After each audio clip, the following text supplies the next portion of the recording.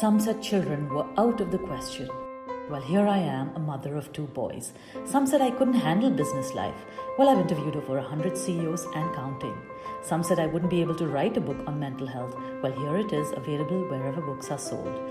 I'm Aparna Piramal Raje, and I'm happy, thriving, and bipolar.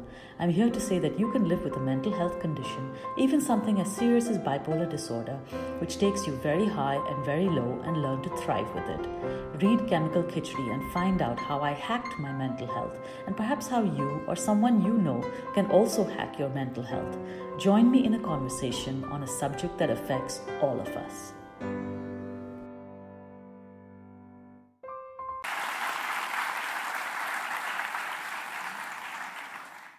Thank you for that warm welcome. Ladies and gentlemen, friends and family, a very special welcome to the Piramal and Raje families and our YPO guests. Good evening and welcome all to this special occasion, the launch of Aparna Piramal Raje's new book, Chemical Khichdi. My name is Radhika Piramal, and I'm Aparna's younger sister. Thank you for being here. We are here today to discuss mental health, Aparna's mental health, but also all our mental health. COVID has been a life-changing experience for many of us. We have experienced feelings of isolation, claustrophobia, paranoia, fear, loneliness, anxiety, and depression over the last 2 years. But what we have faced in the last 2 years is something that Aparna has been living for the last 22 years. Her own personal pandemic inside her mind has existed since her early adulthood. I feel that Aparna's book is just right for these times, as more and more of us are ready to discard the stigma and silence around mental health. We now realize we cannot afford to brush our mental health issues under the carpet anymore. This is an extremely important conversation to have, but it's a difficult conversation. Our mental health. There's great naivety and many misconceptions. Each and every one of us could find ourselves with a temporary change in mental chemistry, which could be triggered by stress at home, at work, a physical issue, an illness. We may not recognize it and hence be completely unprepared when we or our loved ones could be in a crisis. Aparna has not only survived being bipolar, but she has thrived despite her very challenging condition. Our hope is that her story can inspire many others to learn how to manage their mental health condition, whatever they may be, so that all of us can lead complete, loving, and fulfilling lives. I'm so proud of Aparna's brave quest to shine a light on mental health through sharing her own story. She has written an open, funny, terrifying account. I'll start by reading an excerpt from the book, which I'm very proud of this book, which I'll follow with an explanation of bipolar disorder, which is a very serious mental condition, as I mentioned before. Only 1% of people have it. I'll end with some stories of our lives growing up and how we learned to deal with her condition. Here's an excerpt which opens chapter 5. It's a journal entry written by Aparna describing her own behavior during one of her manic episodes. January 2013, Mumbai. I am lying on a carpet on the floor in my sister's guest bedroom, trying to sleep. I have given up on the bed. It has given me no respite. Radhika and Amanda come in to check on me at intervals. The next morning, I go down to my mother's flat in the same building and spend my day cleaning and sorting piles of books. It keeps my body occupied without asking too much of my mind. When too many thoughts take over, I crouch in the guest bathroom and record them in my voice recorder, only to delete them later. Mom, Radhika, and my husband Amit update each other on my progress through phone calls and taking turns to be with me. Back home, my mother-in-law Ai, my father-in-law Baba, and Amit are taking care of the kids and the home. We are very fortunate with our household staff. Each one of them has been with us for years and has a vital role in keeping the household going, whatever the weather. My maternal rustic nanny, Champa Devi, and my versatile cook and housekeeper, Ramu, are particularly adept at managing the kids and their routine in my absence and ensuring they are not disturbed. Within a few days, I'll be back. It sounds a bit crazy, right? Speaking to yourself in the bathroom? Well, maybe she is a bit mental. We use this word so carelessly in India. Experts define bipolar through 2 broad descriptions of the manic phase and the depressed phase. In the manic phase, it's common to experience feelings of heightened energy, creativity, and euphoria. In a manic episode, you may talk a mile a minute, not sleep for days, and be hyperactive. You may also feel like you're all-powerful, invincible, or destined for greatness.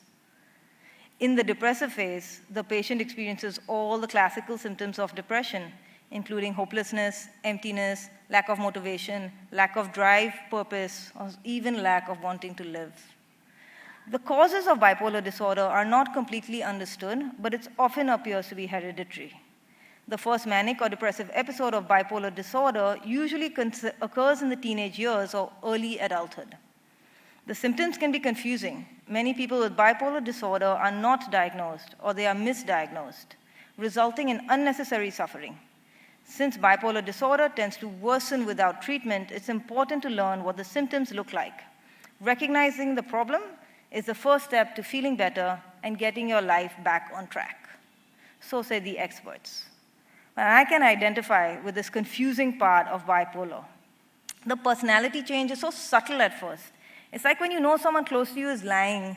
You know it, but you don't want to know it. Like something is happening, you don't want to know to it. It's a tough moral call, when your sister starts to exhibit personality traits that are new and somewhat disturbing. Was this who she was becoming as an adult? Maybe the world changed her. Was it the effect and strain of my parents' divorce? I honestly thought her personality was going wrong. I didn't know this was a medical condition. And for me, this was a big blow, because a major problem, because Aparna was and is my big sister and best friend.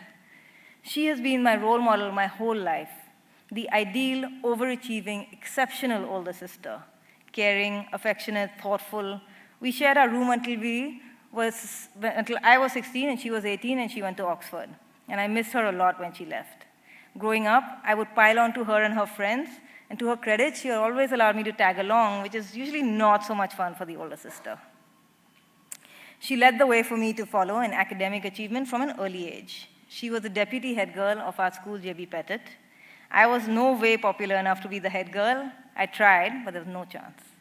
She's the reason I'm competitive and ambitious. I have to run hard to keep up with her, and especially because I don't really want to fall far behind.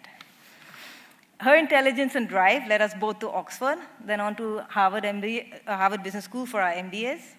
As my big sister, she was always there first to show me how everything is meant to be done. A great advantage for me, and she made every effort to help me learn from her experience and avoid common mistakes. This is why when in her mid-20s, when she had her first, what we came to call her episodes, it was terrifying to see my intelligent, well-spoken, sensitive sister turn into a person I just did not recognize. It was alarming and confusing. She also resisted proper medication for over a decade, which is a whole long story for another time. So the first few times Aparna had an episode in her early 20s, we managed by taking her out of the city to escape to some isolation and seclusion of my uncle's house in Alibag, where she would not embarrass or hurt herself by meeting anyone. We would take her phone away from her. This is where my mother and I, along with a few trusted and supportive friends, would spend time at the beach, help ride out the storm that inhabited Aparna's mind. Jennifer Netarwala and Soumya Lashkari, thank you. Your friendship is worth gold. A fine line presented itself as us wanting to trust Aparna, but yet knowing we absolutely could not trust her. She would have nonstop energy for days. We couldn't keep up with her. We would have to take shifts. In order to manage her energy, I once challenged her to a race on the beach. I knew she would start strong, but collapse. So I said, okay, come on, who's going to reach that boat first? And she just took off. And I'm jogging slowly, and then she collapsed, and I aram caught up to her. She was physically exhausted. Chacha and Chachi, I don't know if I've ever told you how grateful I still am for the sanctuary that you provided. Words cannot express my gratitude. Aparna would have stream of consciousness conversations with herself for 2 or 3 days, or sometimes 1 or 2 weeks at a time. These took her on the journey of the mind that was beyond reality. For the most, I could not join her in her babble. I would just simply listen in incredulity and frustration at her unrealistic plans and fantastic schemes that she would hatch to save the world. For 24, 48 hours at a time, she would not sleep or rest. Meanwhile, I in particular, would get more and more exhausted. And this confusing periods would come into our lives, usually at a time of stress for Aparna. Sometimes as often as every 6 months, sometimes not for 2 years. We experienced also good periods of stability, so-called normalcy, punctuated by these stressful 2 to 6 week periods. I was also extremely naive of her depression as a reverse side of her mania. The mania is a crash, and the depression is a dead and silence after that crash. It was devastating for me to learn of Aparna's experience with depression, which even I did not fully know until I read her book. I never knew, actually, about her struggle with wanting to live until I read the manuscript last year. And this mystery of mental health has revealed itself after 20 years, and she's written a book, even though I'm one of the 3 people who are her primary caregivers. And if I didn't know fully, then how can I help her? Now I realize I was unable to help in the depression side of things. Reading the book has made me much more sensitive and understanding. I would like to end with a quote. Until lions have their own historians, the story of the hunt will always glorify the hunter and not the lion. I say this quote for 2 reasons. Firstly, my mother, who's here with us, is a historian. She's a lioness, proud of her 2 cubs, and she is a lion's historian. Second, my sister is a brave lion to share such a personal story. A great problem in our society is our silence. We are always happy to share good news, but we are terrified of sharing our problems. When it comes to the issues that plague us, if we remain silent, we remain alone. If there's one thing I've learned in my life so far, it is to ask for help. What is the point of having experts if we don't listen to their guidance? And what is the point of having family if we don't have their care, support, and unconditional love? Like myself being a lesbian, or Aparna having bipolar disorder. As a family, we struggled for so long because we were afraid to share our complete stories. Now, Aparna and I are both out in the world. It has taken us 2 decades to understand Aparna in a much better way. It's unfortunate it took us so many years, but I really hope that this book helps others avoid some of these common mistakes and saves time for the people that need some mental health help. And actually, that is all of us, especially after the pandemic. Now, without any further ado, it's my honor and privilege to invite the star of today's show, my older sister and best friend, Aparna, onto the stage to launch the book, Chemical Khichdi. Please, Aparna.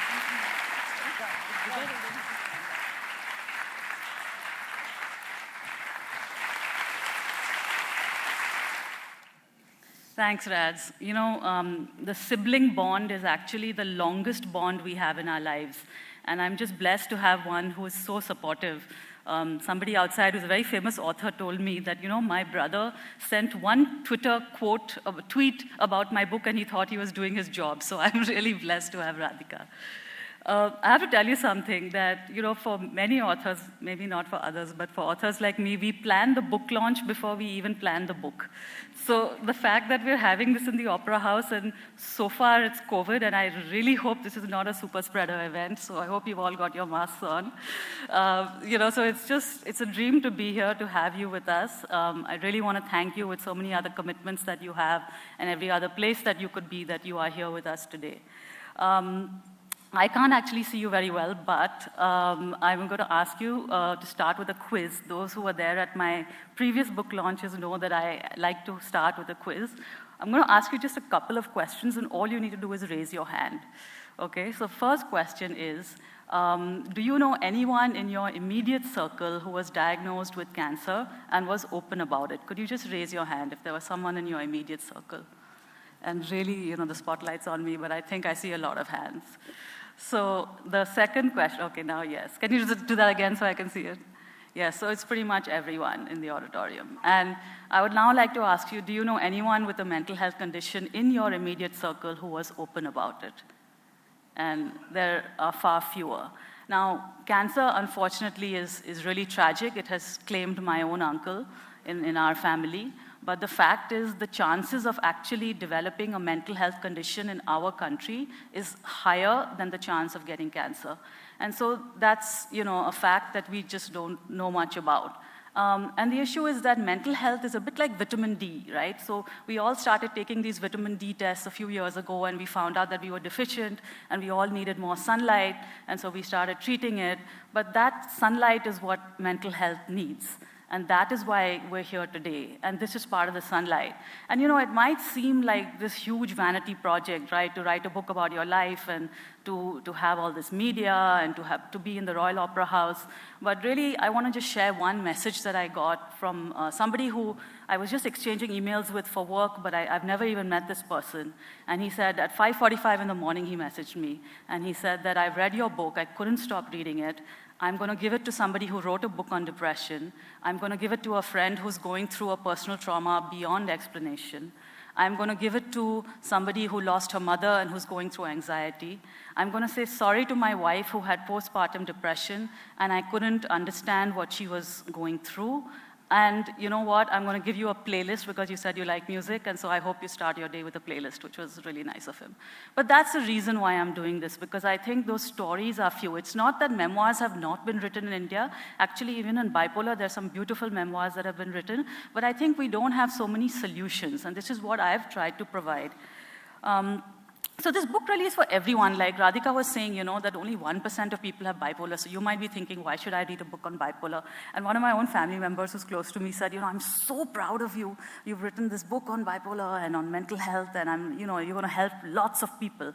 And I said, you know what? It's going to help you. And she looked at the cover and she said, me? I don't have a mental health problem. And I said, no, actually it's about mental wellness. It's for, only 1% might have bipolar, but 100% of people need mental wellness. So this is all about hacking your mental health and wellness. And I have to tell you that even though it's not a prescription, I did have this book vetted by top psychiatrists in India, in the UK, and in the US. So the advice that you're getting is definitely sound from that perspective. And more than really a book or a handbook, it's really an invitation for you to think about what could work well for you and for you to have that conversation with somebody who is close to you. So let me tell you a little bit about my journey. So a few months ago, I had dinner with a school friend whose teenage son is on the autism spectrum.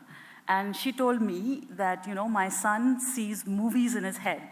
And honestly, my face just lit up, and I said, finally, someone like me. I mean, autism and bipolar are different, but there's some similarities over there. And so I said, okay, he sees movies in his head. What kind of movies?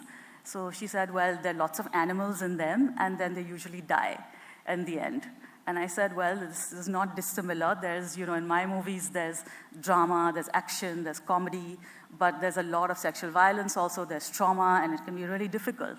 And the challenge with these movies in your head is that you are totally disconnected from the outside world when all of this is going on. And these movies are so engrossing, just like she said about her son, that you can't pay attention. And just imagine being in a dark cinema, okay, and you're watching this, and whether it's entertaining, whether it's scary, whether it's traumatic, you're fascinated by it. And there's imagery, there's soundtracks going on, and somebody knocks on there and says, have you taken your meds? When did you last sleep? How many hours have you slept? And they're saying it out of concern, but honestly what you're thinking is, I am going to throw something at you because there is so much going on inside my head that I can't actually concentrate on a thing that you've said. And my favorite bipolar joke, if you get it, is that the trouble with being bipolar is that you can't really take your mind off the problem. You just sort of have to figure it out. So bipolar is serious. I mean, I make jokes, but it is in the same realm of something like schizophrenia, right? And I have the more severe version of it. It's in the form of the mania that Radhika described, and also some of the depression. And there is something very, very raw and intense and very passionate and very energetic inside me. It is that tigress who I know that's there in me. There is that sea monster which is there in me. It's a different form of energy, and actually I'm only coming to terms now with what that expression of that energy is. But it is very raw, and to be honest, I'm surprised that there are parts of this book that my family even let me publish. You can have a look at it. So anyway, then my friend asked me, what shall I tell my son about the movies and how to deal with them? So I said, look, I can only give you my advice, which is you ask him who has got the remote control for that movie. Is that remote control in his hand, or is that remote control in somebody else's hand? And that is exactly what my mentor, Koza Merchant, asked me once. And he said, he sat me down when I had given him 50 pages of writing in 5 days and so many voice notes.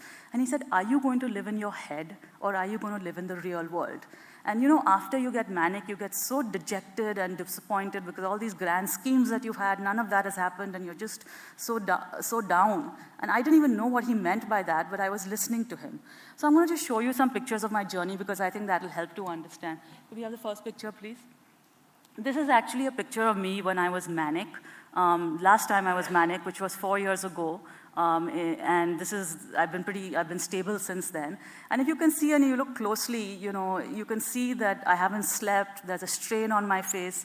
And you know, people say mania is about a high, but this is not a picture of somebody who is happy. You can also see how much an ally Radhika is, and this was actually taken, I think, by Nandini, my cousin, who's also been a big ally. So then I want to show you another picture. This is me when I was depressed back in 2013. And you know, really many of us, especially women and particularly Indian women, we do not have the luxury of sitting in our pajamas and being depressed. You know, we have children to look after, we have responsibilities, and you know, I would always urge the media when they are trying to portray pictures of what a manic person looks like and what a depressed person looks like, to look at the subtleties of it and not to have the typical pictures that you see, because this is a picture of somebody who is very quiet and very withdrawn and just trying to figure out, you know, do they want to live life at all? And the next one, please. And this is my normal personality, right? This is what I'm trying to say, that personality and illness are two different things. This is a picture that was taken before my, you know, manic episodes began, back when I was a student. And I think this is what my personality is, a little vibrant, a little bit hatke, you know, wearing these yellow sunglasses. And the next one is, this is me now. You know, just a few months ago, I'm posing with my bookcase at home. I'm kind of always hoping that somebody from Vogue is going to come by and do an interview with me. So this is me, right? Now, so how did this transition happen, right? So this, the next one, please. And the transition really is what I call the 7 therapies in the book, and I'll talk about them. So these 7 therapies is something that I've evolved and written about. And I said that the first therapy really is the medical therapy, okay, which is the drug therapy and the psychotherapy, and it is essential. You just cannot survive without it. Radhika talked about it and how difficult it was for us to get onto it, but it really is essential. Love therapy, which is the role of the caregivers in the family, and I think I don't can add anything more than what Radhika has said, but particularly Amit, Radhika, and Mom have just been my primary caregivers, but we've had so much extended family over the years who've played a role. And then I would say lifestyle therapy. And by lifestyle therapy, I mean sleep, nutrition, exercise, and also play, right? To have a little bit of joy in my life. I mean, I just love playing with my children, playing table tennis or playing other games with them, or just being involved in their Lego and other things.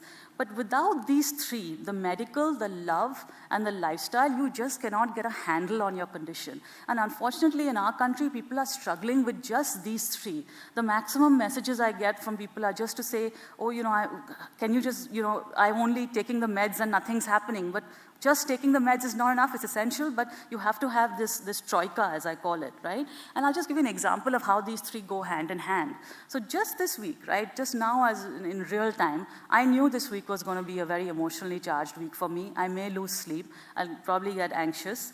So I decided that I'm going to work out every single day, which I had been slipping on my workout. So I said, I'm going to make workout the priority, and I'm going to fit work around it.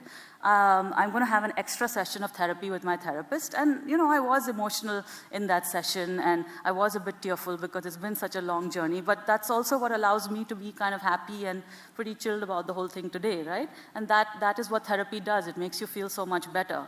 And then I spent a lot of time relaxing with Mom and Radhika, and of course, most importantly, Apollo, the dog. And then I think I did the best thing possible, which is I avoided IPL as much as possible, because I think that's the best thing for my mental health, to avoid that. And then I took a pill to help me sleep, right, which is prescribed by my doctor, and it's safe, and it's completely going to give me that peace of mind. So this is these 3 therapies that are just helping one cope, right? But as I said, most families and individuals struggle with just these 3. But while they are the necessary and they are that protective scaffolding that is required, they are not sufficient to thrive. If you want to go from surviving to thriving, then you need to have more therapies, okay, which is what I have experienced, and I've been fortunate enough to experience that. So the first is, of these four, is the role of allies. Okay, these are people who are a little bit distant from the family and who can be there also as a form of empathy. So I spoke about mentors. I have networks like my book club or my writers club, and very importantly, I have my daily download friends. I mean, these are people whom I download my whole day with every day. And I think, in today's day and age, we have friends that we can call at 2 in the morning in an emergency, but do we really have friends that we can download on a daily basis? And it's not like we're sharing like deep and meaningful conversations. We're just literally saying, what's happened in the day, and we're in touch with each other. So I think they really keep me peaceful and joyful. And related to that, I think that we live in a country which I call the chatterbox nation. Do we really need to be the chatbot nation? I have never used apps for mental health. I know there are lots out there, and there are a lot of people in this industry, and there are a lot of money going into this industry, but really we are the chatterbox nation, and can we not use mental health and technology to build communities that can support each other? So that was one of my thinking in the role of the allies. The second big game changer for me in terms of being able to thrive was being able to share my situation at work. And I shared it with Sukumar, my editor at the Mint, with Seema Chaudhary, who was my boss at the Mint, and also with Pramad Sinha at Anant.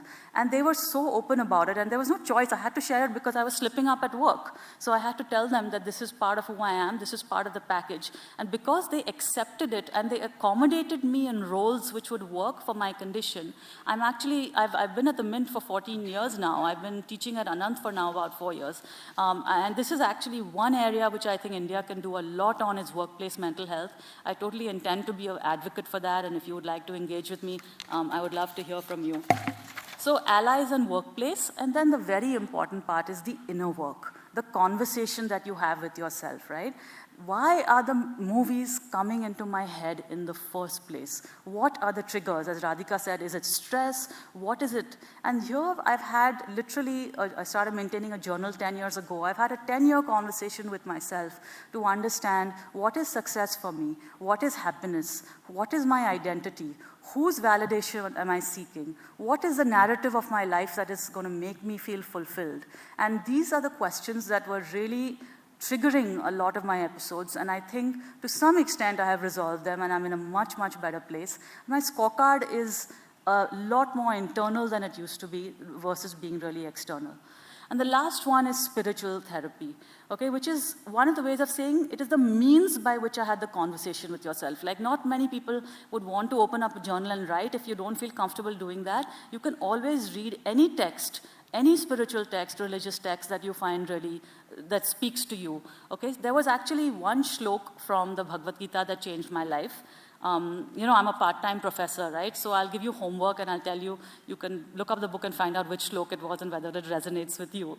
But because I'm a nice professor, I'll say it's in chapter 8, so it'll make it easier for you and you can look it up and see if that's good for you. But yeah, I think that, this was a really important part of my journey. Now, it might sound like a lot, right? 7 therapies, I'm struggling with 1 or 2, how do I do that? And the other point, you might think that, it's very easy for all of us sitting in the opera house to say, okay, we come from a place of privilege, we have the resources, it's easy enough for Aparna to write this book, she had the time to do it.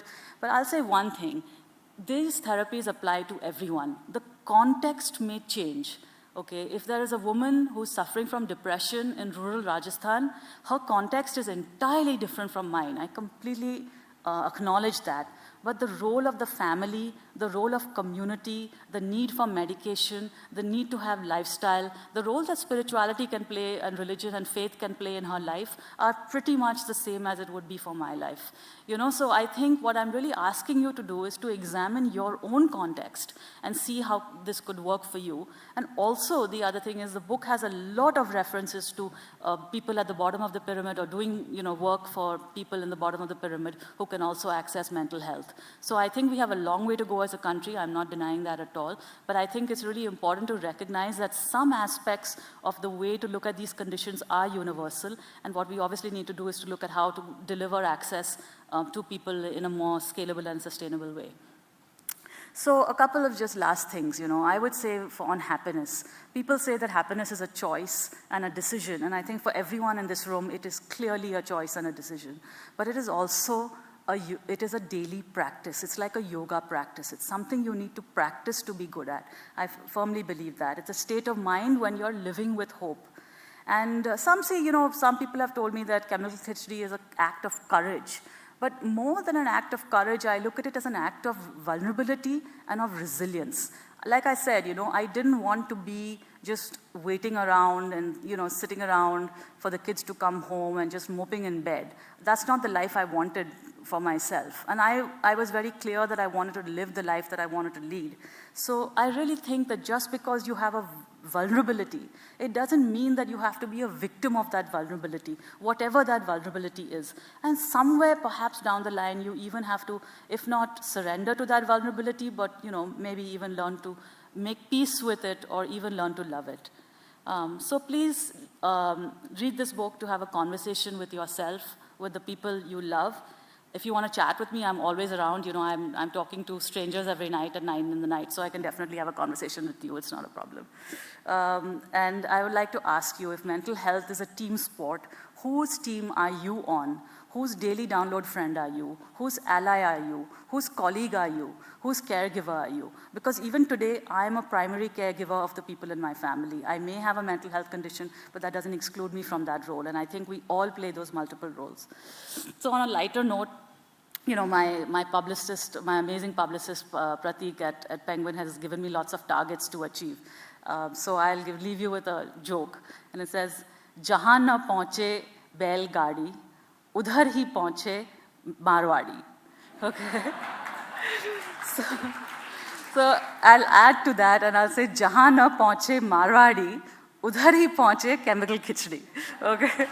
It is my dream to have this book translated into Indian languages. For that, it has to resonate in English. I know many of you have been waiting for your copies on Amazon. We've had like a litany of problems in getting them. But please go out and get another one and give it to someone who you think would benefit. Thank you so much for being here. It's really been a privilege.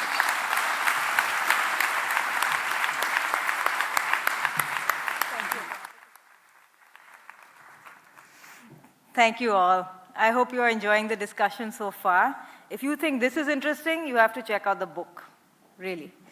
So it's now my pleasure to please invite our esteemed panel onto the stage. So I'll start by requesting Aparna to return to the stage, and Richa Roy, our moderator, Mr. Ajay Piramal, and Mr. Kinger, to please make your way from either the sides or the audience onto the stage. You'll be handed mics, and Richa will do the introductions. Thank you so much, Richa.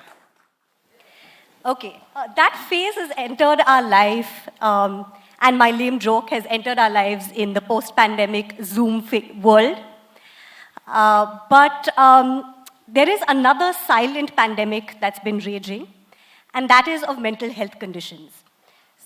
14% of all Indians have a mental health condition, and that is probably underdiagnosed. This could have a $1 trillion impact on the Indian economy in a 20-year period, according to the UN. But, as a wise woman has said, statistics don't change people's minds, stories change people's minds. So we have Aparna's story. It's an epic story of triumph, of her spirit, her struggles, and her sensitivity. And through that, she has distilled lessons which are valuable to other people with mental health conditions, practitioners, their caregivers. It could easily have been a project of self-aggrandizement. It could have been a vanity project, but it is instead a project of service, a project of giving. I think it's going to shape a conversation, spark a movement, and change people's lives. And ultimately, to me, it's a book about what poets and philosophers, priests, and people like you and me are thinking about, constantly grappling with. What gives life meaning? How do we find purpose? How do we find happiness? And we have a stellar panel to help us interrogate some of these questions. Mr. Ajay Piramal, the chairman of the Piramal Group, a philanthropist and a trusted partner of the Indian government on developmental projects, and a deep thinker about spirituality. Mr. Narendra Kinger, a psychotherapist and psychologist, practicing in Bombay for 35 years, the founder of Talk to Me, a mental health NGO seeking to make mental health accessible and affordable to all.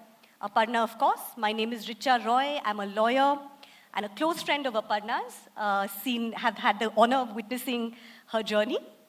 So let's start, Aparna, with the quote that your book starts with. It's a funny line. It says, "There is a pleasure sure in being mad, which none but madmen know." And then there's a slightly more somber line. "Tread all the powers of darkness down and win the well-fought day." To me, this is emblematic of the rest of your book and also of your life and your approach, where you treat an issue of gravity with levity, with a lightness of touch, with wit and humor. Why do you do that? And how do you do that? I don't know how I do that, but why I do that, I think I saw a video on YouTube by Swami Chinmayananda, and he said that life is a tragedy for those who feel, and life is a comedy for those who think. Now, somebody who feels a lot, then I said, I don't want to be living in a tragedy. I'd rather be living in a comedy. So, but of course, what he's referring to is there's a deep, science of Vedanta and body, mind, intellect, and understanding the difference between the two. And I just think that if you can take life seriously, but you don't take yourself so seriously, because we're just tiny, right? Like we're just so small, right? So you have to kind of take life seriously and things that happen in life, but not take yourself seriously has always been my philosophy. Right, no, absolutely. And I think Indian spirituality also has grains of this. And I'd love to hear from you, Mr. Piramal, on this, because I read in the book that you gave Aparna her first copy of the Gita. The Gita is a scripture that talks about disciplining the mind, calls the mind a naughty monkey in places, that same sort of playful strain. What do you think is the role of spirituality and scriptures in mental well-being and kind of dealing with darkness? I think we should just appreciate where the Gita was spoken. The Gita was spoken first by the Lord in the midst of a battlefield to a young person, Arjuna, who was not even 30, and who was the most skilled archer of his time. And yet, normally when you have a book which is written on spirituality or where you speak about spirituality, it would be probably in the Himalayas or somewhere in the forest. So why was it spoken right in the midst of all this? I think there's a purpose behind it. The purpose is that it is a lesson for all of us. What Aparna said actually in the introduction, it struck me. It's not for the 1% who are affected, it's for all of us. So this is a book which was given for all of us. And what was the condition of Arjuna, which almost all of us go through sometime in our life? He was scared because he saw such a big army on the opposite side. He was depressed. He had just given up.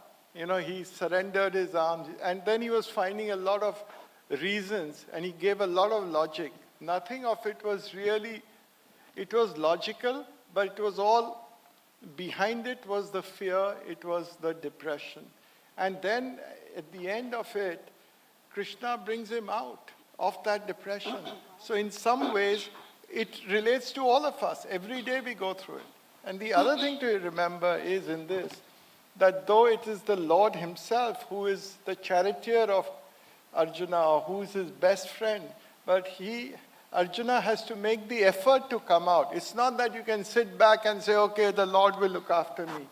And second, as important is that he goes through a lot of difficulty. It's not an easy battle. So in spite of all this, so I think to me, that's a big lesson for all of us. And if I see Aparna thriving today, it is just another example of what has been taught in the Gita. Wow, the Gita is a mental health text. That's so wonderful. But I've also seen It is the world's best anti-depression manual, I think. Seriously. Actually, there are so many times, it is the most optimistic thing. He assures you of so many times, and he also says, do not grieve.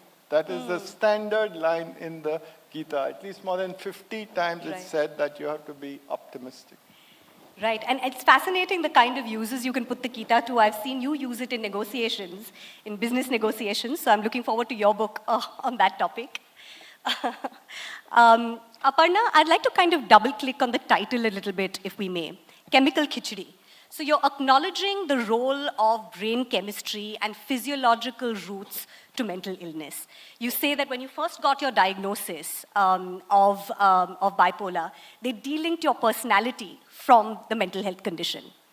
I think you also say that there are psychological triggers that lead to chemical imbalances. Can you tell us about the interplay between the medical and the psychological? Yeah, I think that if I haven't slept for 5 nights in a row, then there's going to be a chemical imbalance unless I address it.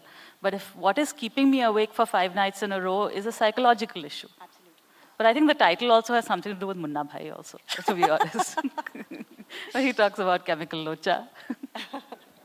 And khichdi is kind of a nourishing thing. Yeah, khichdi actually can be nourishing, so it's both ways. No, but I think the title was to say, it was an acceptance of the fact that there is a chemical imbalance, and this is not something that's, It's not a personality It's not defect. a personality thing, yeah. Absolutely. Mr. Kinger, I'd love to bring you in as a practitioner. We see that it took Aparna 10 years to first start medication. Why do you think people struggle so much to go to a psychiatrist or to go to a psychotherapist, which is another important pillar of the medical treatment? So before I answer your question, I think to me, khichdi is food for the soul. So I think chemical khichdi is in a way, I think it's connected to your mind-body connection in that sense. So I think really it's a very wonderful title. So to answer your question that why do people take time or why does it take so long for us to reach or seek help, and especially mental health issues, I think there's a huge issue of stigma in our country.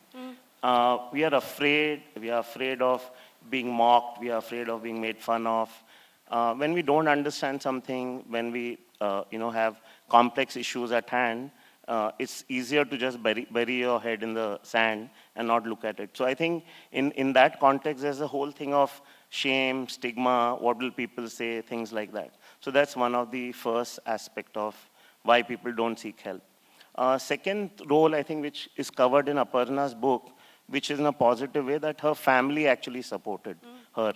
I think in a large number of families, sometimes the family doesn't support somebody who's going through a mental health condition.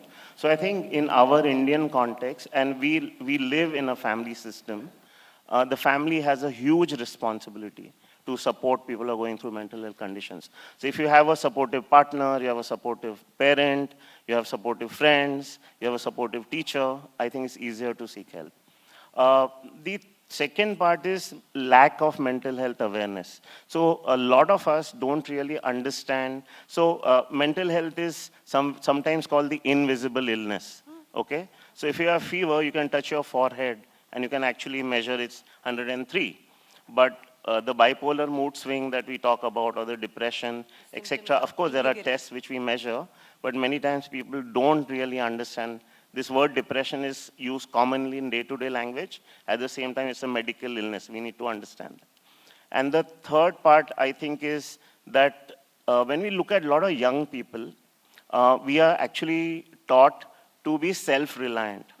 From childhood, you are told that, take care, grow up, be a man, take care of yourself, so on and so forth. So I think we actually, a lot of young people hesitate to take help, and that's the third part. So stigma, wanting to be self-reliant, wanting to use your own resources and not really lose self-esteem. And the third is, as I said, that we really don't have too much of mental health awareness in our country. Right, right. I hope, khichdi is on the menu tonight. I don't know if it is, but since you talked so much about family, I thought maybe, Mr. Piramal, you could tell us a little bit about how your family rallied around Aparna, how you got past the societal stigma of dealing with this condition. So I must say that in our family, to a great extent, I think we have enough confidence in the family ourselves that we are not, if we think we are doing right, then it's not what we need for public to accept or not. So for instance, I mean, I know that from very, very early days, my brother, I mean, you know, if you come from a traditional Marwari family, if you even go outside and get married to a non-Marwari, people will look at it. But he got married to a Gujarati, and it was like my father asked him to do it. So in all ways, I think we've never worried about what others think, as long as you think you're doing right. And that is why I think the credit has to actually go much more, I would say, to Aparna and to Amit, that they could accept this and speak about it. You know, we are all in some ways, we are family, but we are on the sidelines. It is these two who are really affected the most. Yes, her mom and her sister, but really day to day they are. And I think it's a great courage to do that. And I think, you know, Aparna talked about vulnerability. According to me, you can only be vulnerable if you have self-confidence. Yeah. If you do not have, you'll never be vulnerable. And because you're vulnerable, I think it's a big strength, and the family rallies around you even more. So that's how I look at it.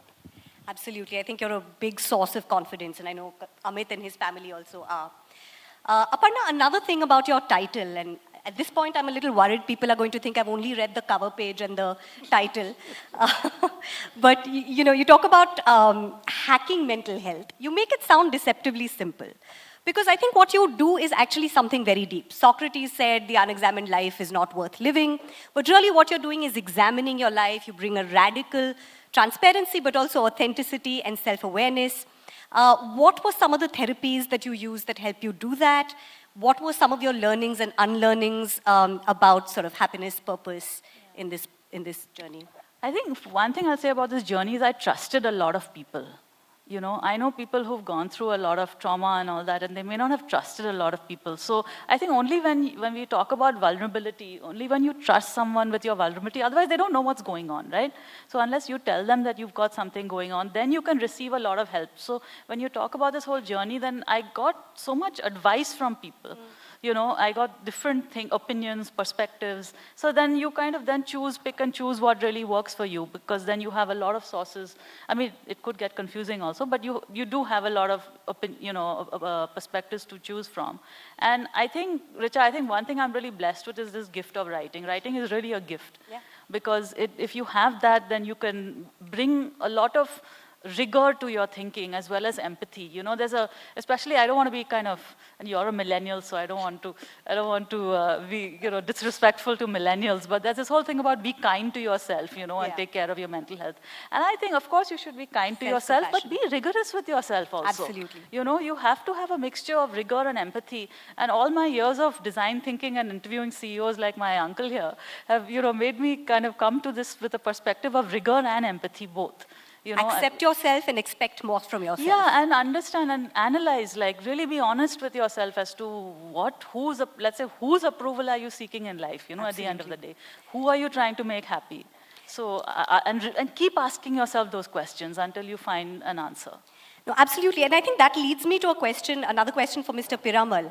So, Aparna, now you have a multi-hyphenated identity, but I know you struggled with identity a lot.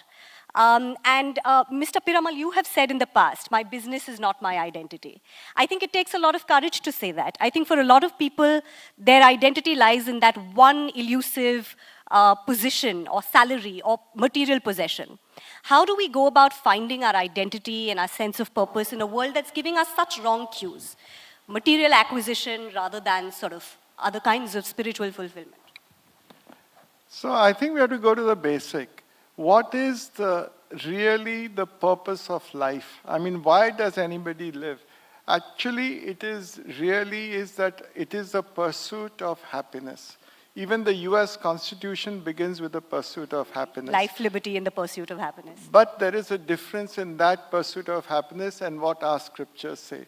The happiness is not from outside. The happiness is from within. And therefore, for that happiness to be within, you have to have a heart which is full of love, full of happiness. And you have to seek it within. So even in identity, you have to look within, because your identity changes. Think of it, I mean, forget profession. You have an identity when you're growing up as an identity of being a child. Then you become a mother, then you become a wife, you It's become always whatever. relational. It is always changing. Or look at my own business. I had early on started as identity of textiles. That's right. But I gave up textiles. So, I mean, there are many people who at that time questioned me that why are you giving up textiles? That's your identity.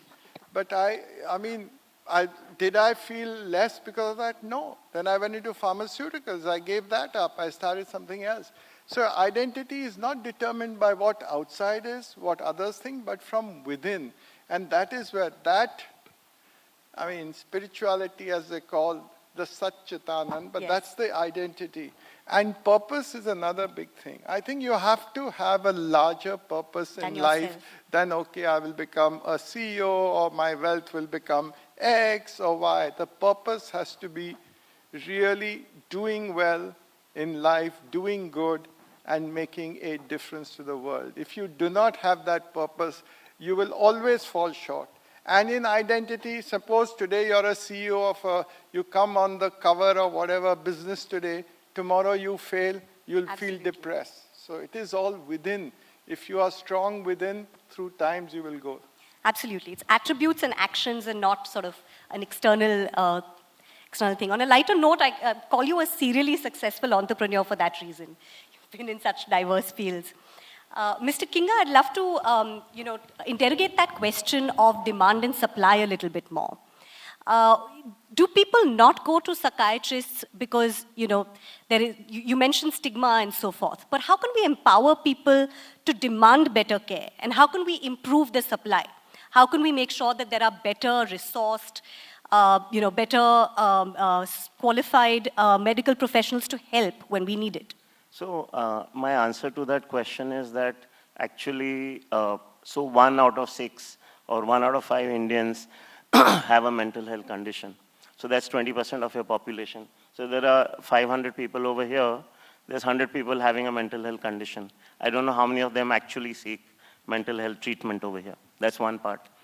So one is that when people start seeking help or people start going to professionals, the need for excellence or the need to kind of improve the quality of services becomes an integral part of it. So I think it's very important that people accept that there's a mental health issue, and when they start seeking help, that will happen automatically. So for example, there's a classical example that many years back, we used to travel by trains, and aircrafts were few and far between. So the number of pilots in the country was very few. And today with the airline industry growing, suddenly there's a huge number of pilots coming into the field. So if the demand for mental health services picks up, I think the excellence will also improve. The second part is, in India, unfortunately, we've been functioning more as individual islands of excellence. So there are a huge number of professionals who are exceptionally good at their work, but we all work as isolated individuals. And this whole thing of collective effort or working as a team is little less. So I think if that happens, I think there'll be a huge change in the situation. Right. No, I think I have a slightly different take on demand and supply, only in that people don't have the ability to even seek the demand. I don't think they're kind of aware or have the resources to seek good care. So I think it's an unfortunate situation. Aparna, of course, you had the privilege to do that. It took you a while. But I'd love to talk to you a little bit about privilege. You acknowledged that early in the book, and throughout the book, you did that earlier this evening.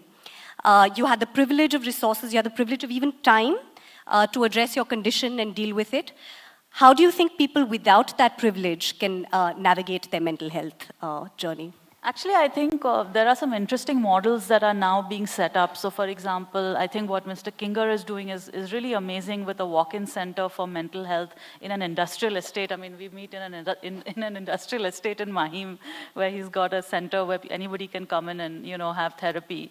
Or for example, there's a rural model called Atmiyata, which is where the community is an expert in mental health itself, and the community has champions, and then, they help each other, and when there are situations that are more difficult, they escalate them. So I think then there is something like Therapize, which is also in the book, which is aimed at, not aimed only at young people, but really looking at making therapy very accessible to first-time therapy seekers. So I think there's actually quite a lot happening generally in this space when I started doing my research, but let's not kid ourselves that we have millions of people who have a problem. Yeah. So, all these little startups that are happening here and there, I don't know if it's, if it can really happen without a much, much bigger, scalable, sustainable, and I don't think there is one silver bullet, because what I've seen really is it took me 7 therapies, right? So, and somebody else may have 3, 4, 5, whatever they might have, different things that might work for them, but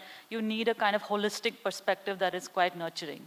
No, I think this is why your book is an act of service, because you list so many resources, and you've talked about, at length, about, the various things that people can access, whether you want medical support or psychiatric, psychotherapeutic support or other kinds of things, apps even, not chatbots, but, apps that can be helpful. Yeah, I think just one thing I will say is that I don't see mental health as a distinct from life. I think this is what Mr. Kinger and I would both agree on. It is totally interwoven with life, okay? If you are poor, if you're struggling with unemployment, that's a mental health issue. Alcoholism, that's a mental health issue, right? Gender issues, domestic violence, these are mental health issues. So for just to sort of restrict it to a very narrow understanding or definition of the world. I completely agree with what Aparna is saying. I think we have stages of life, right, from childhood to old age, and at different stages of life, you can have different mental health issues. So we have to take a, lifespan approach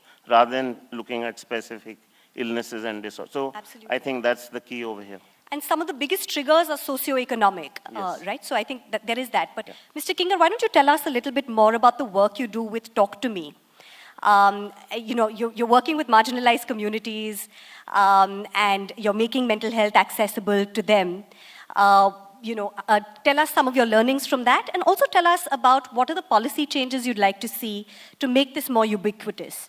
So thank you. I think this is a great platform Aparna has given all of us to talk about mental health. So I think a lot of people who are here should kind of become ambassadors for mental health. I'm looking forward to that. So when we started Talk to Me in 2017, and it took us 2.5 years to establish a physical center, that's just one center, but I think like Aparna said, there are millions of people across the country who need these kind of support systems. Absolutely. So, but the idea behind this was that I have experienced that a lot of people who cannot afford therapy, one of the key deterrents of not going for therapy, counseling, or seeking mental health treatment is because of lack of finances. So I think we took money out of the equation. Wow. So when you take money out of the equation, you're saying that you can come and see what we have to offer. The second thing was that we also created a model that there are people who don't want favors, right? So there are people who say, I can afford 300 rupees. I can afford 500 rupees.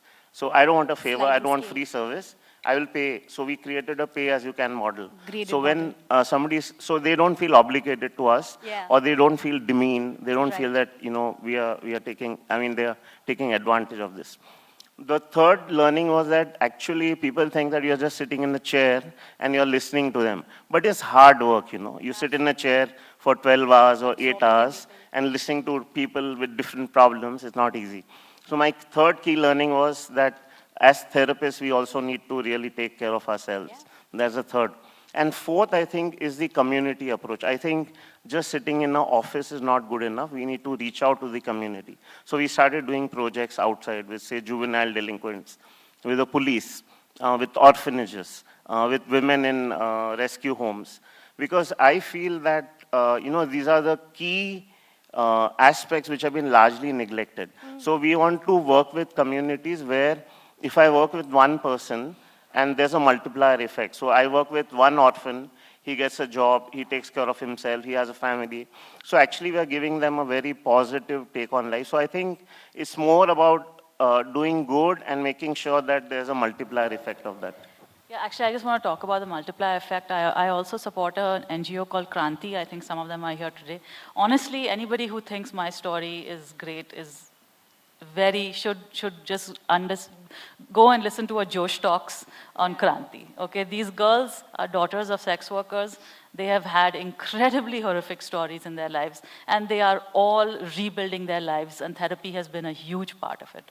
So, you know, it's because, and they're doing this by themselves. So I think these are just the incredible stories that you see in our city, and those are the ones that really need to be celebrated. So I want to just add, your second part of the question was, what can we do? Policy changes or what policy you'd changes? like to see? I think mental health, first of all, should be made an integral part of insurance. So I think, you know, just like you have physical health, insurance cover, Yes. mental health should be covered. I think that's a big lacuna in our system. That's one. The second thing, I think state and central government should definitely put in more money into it, which I think the process has started, but I think needs much more. And here is where individuals, corporates, HNIs come into the place. So when the government is not giving it, you do it for yourself. Because I feel that in every organization, if I'm saying that 1 out of 5 has a problem, and if you have 1,000 people working for you, there's 200 people with a mental health condition. Right. And if you work with them, the productivity, the profitability of the company goes up. So I think if companies and corporates start investing money, it will be a win-win for everybody. Right. No, that's very valuable. And Mr. Piramal, we're going to kind of lean on you to get this message to the government to get policy changes started. But I'm just going to ask you and Aparna about gratitude. Gratitude is actually something that's deeply rooted in our spiritual tradition. It's about shedding the ego, having a sense of grace and a power larger than yourself, and shedding hubris. How does gratitude affect your sense of personal well-being?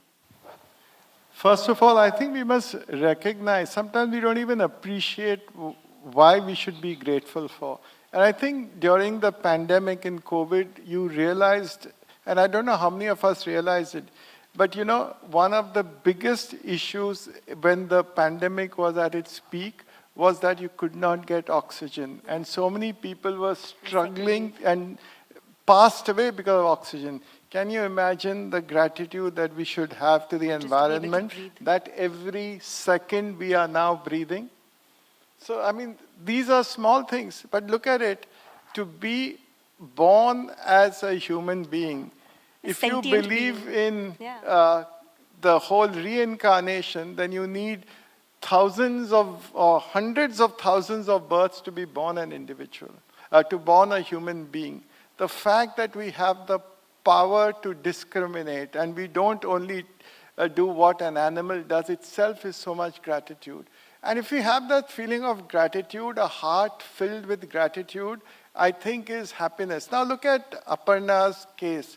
Somebody could have said to her, she would have said, oh, why has this happened to me? But she's, I think, grateful for what she's done. And therefore, she's a happier person. So gratitude leads to inner happiness. Gratitude leads to being humble. Humility. Because you know that you are there because of somebody else. And humility leads to devotion. And so I think in that sense, it's a very, very good thing. So that's how I believe. And there's so many things you have to be grateful for. Even in the worst of times, you are grateful for many, many things happening. I'll just say that, you know, I think when you're depressed, like there's a black hole, right? Yeah. And you need something, that ladder to help you come out of that black hole. And I think gratitude is that ladder because it's the beginning of finding a few steps out of that black hole because you can say, you know, that I've got like something to be grateful for. So I think it may not solve the entire black hole, but it's the beginning of that ladder. I think gratitude itself is a gift, the ability to feel gratitude. So one last set of questions for you, Mr. Piramal, and you, Mr. Kinger. I firmly believe this book is about much more than mental health. It's about happiness, purpose, and identity. Why do you think that people should read a book about bipolar? And what does happiness and success mean to you? So I think the reason why you should read the book for bipolar is that it's really not on bipolar. I think that's what is explained by Aparna in the beginning. It's for all of us. And, you know, all of us go through difficult times. I think there is nobody in the world, at least I know, who's not had challenges. If you tell me the most successful person, the most powerful person, everybody goes through it. And this just helps you to come out of a situation. How do you address it? You may not have bipolarity, but you may have some other issue. It's just like, as I said, the Gita.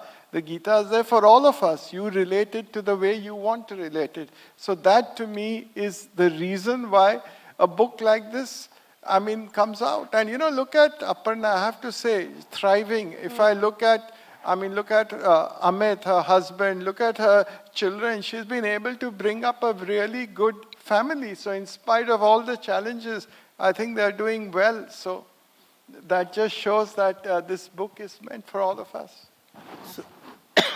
So I think I largely, fully, completely agree with what he just said. So it may be a book about bipolar, but I think it's a life lesson.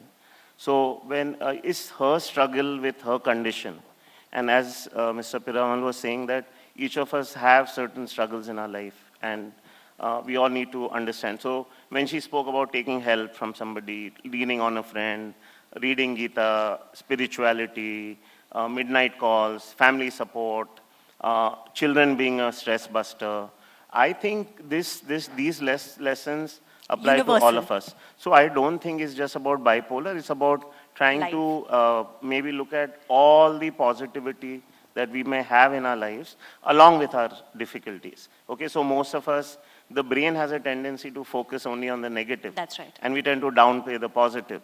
I think my lesson, I read the book, Aparna, by the way.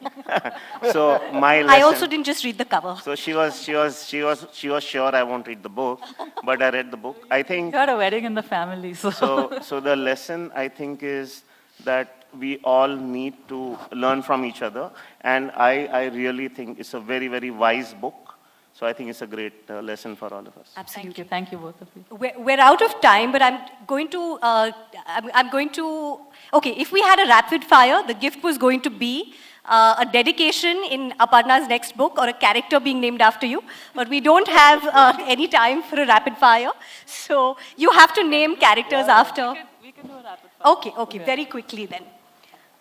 Mr. Piramal, one misconception about the Gita that you think is prevalent that you'd like to correct? People think it's a book of a Hindu text. I think it's a universal text. That's beautiful. And one lesson from the Gita, Aparna didn't tell us the shlok that changed her life. I have some idea which one it is, but one lesson from the Gita you want everyone to know. I'm also going to be like Aparna. Go to the Gita, chapter 9, shlok 22. That is what has changed my life. Okay, I know that it's on your office door as well, and Aparna has written about it as well. No, so let me know. It's slightly different. So it really says that the Lord gives a guarantee, promise to everybody concerned that whoever is a true devotee, to that person I will protect what that person has and provide what that person needs. So if you have that belief, then through any difficulty you can go through, because he will protect you and provide you what you need. That's really lovely. Is one attribute of Aparna or one lesson from her book that you want everyone to imbibe? I think it is really how do you conquer, and don't be, really you can conquer any challenge and thrive. I think that is the main thing. Absolutely. It's an epic story, just like Odyssey or the Mahabharata or Not something epic. like that. Right. Not an epic. And since we're in the Royal Opera House, one song that you think can calm the mind, or a bhajan that you think can calm a mind? I mean, I believe in the Hare Krishna Maha Mantra, which is the simplest for anybody, and it is said that even if a dog hears it, that dog also gets calm. So He pointed I you to believe in it. that. We had to Aparna, get a in the book. dog reference in. If you talk about Apollo, then we have to talk about it. Okay, Mr. Kinger, resources or awareness, what do you think is more critical for mental health? At this point of time, awareness.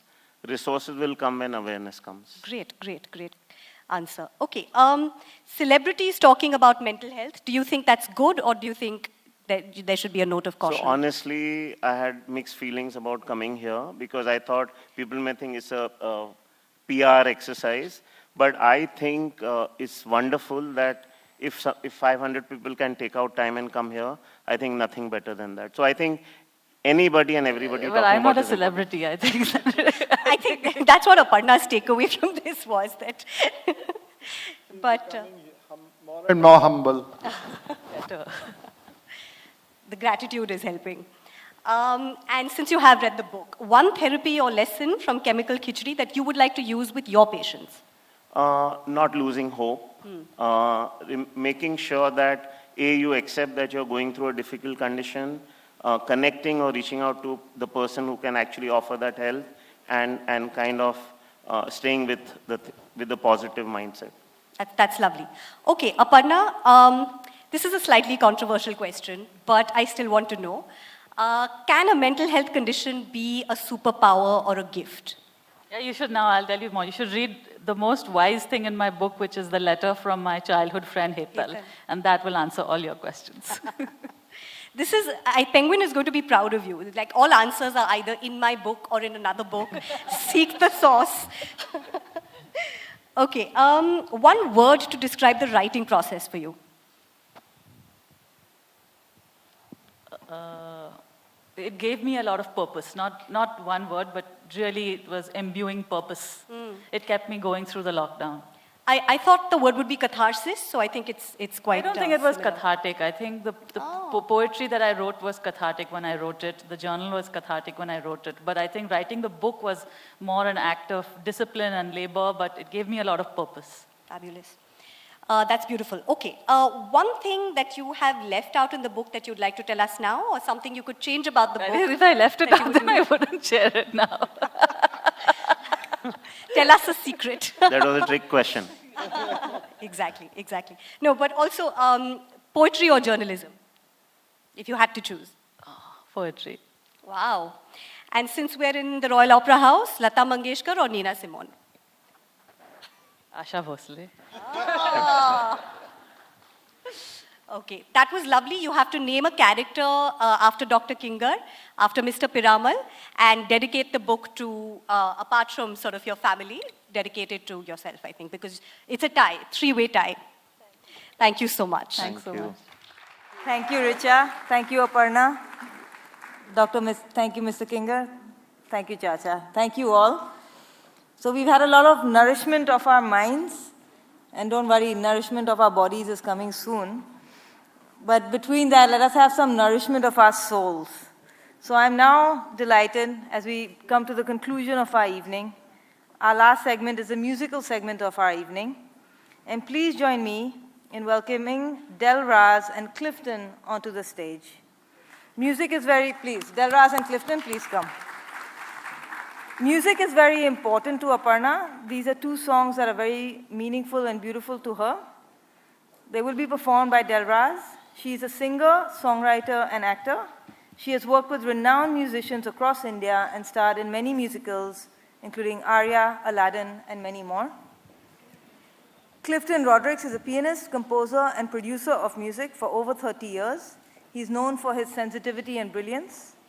They will perform these two songs which are close to Aparna's heart. They have offered her moments of comfort and solace over the years. We hope that you find them as beautiful as she does. Please give Delraz and Clifton a warm welcome.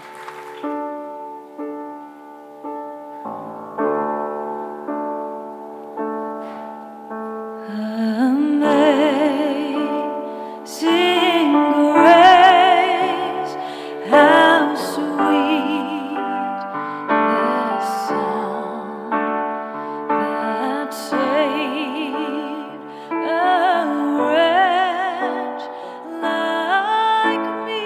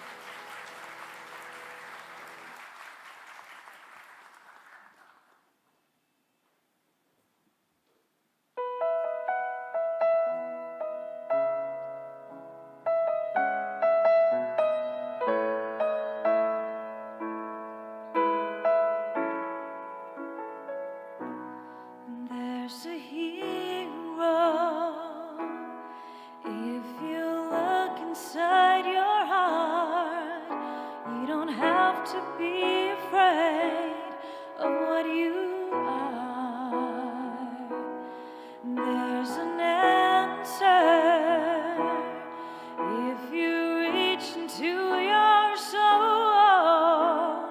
It's sorrow that you know will melt away.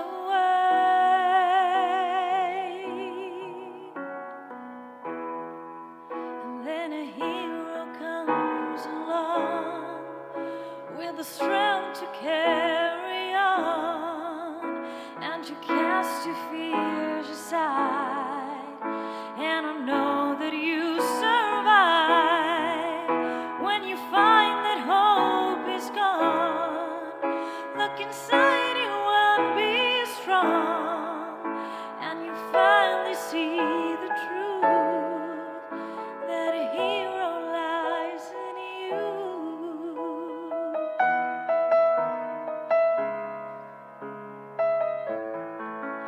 It's a long road when you face the world alone. No one reaches out a hand for you to hold. You can find love when you search within yourself. The emptiness you felt will disappear.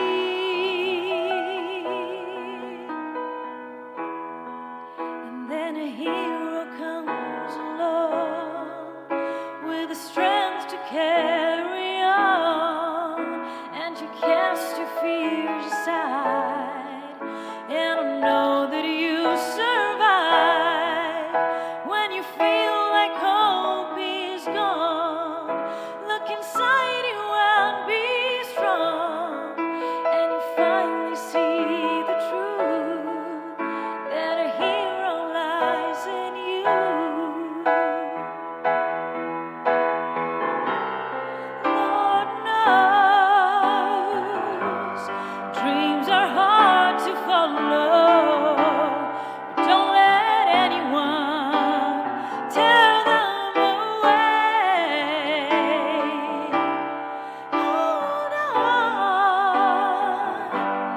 there will be tomorrow, and in time you'll find the way.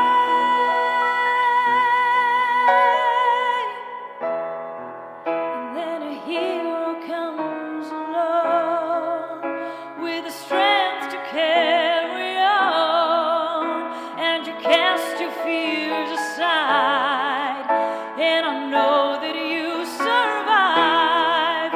When you feel like hope is gone, look inside me and be strong, and you finally see the truth that a hero lies in you.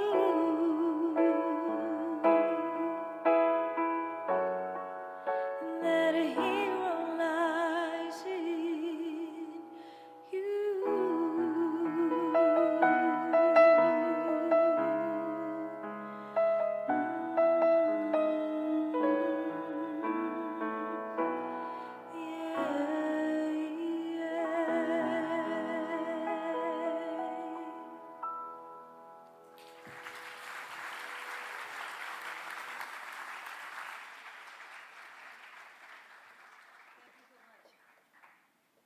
With your permission, may we play one more song? Yes, please, one more song. And then after that, there will be some light refreshments on the lawn. Please, one more song.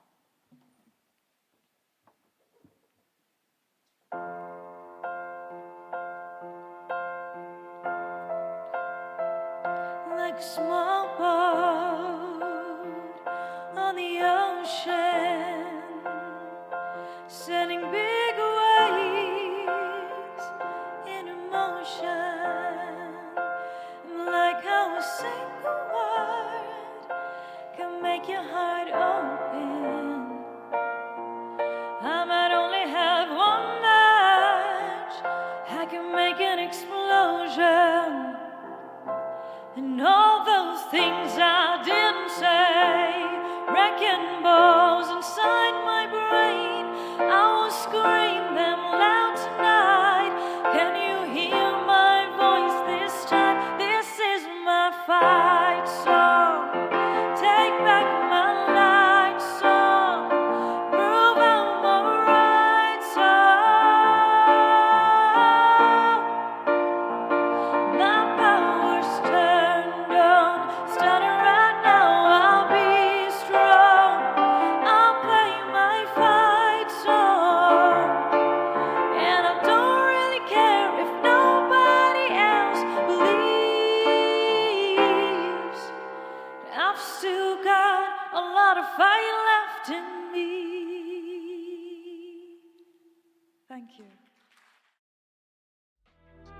you.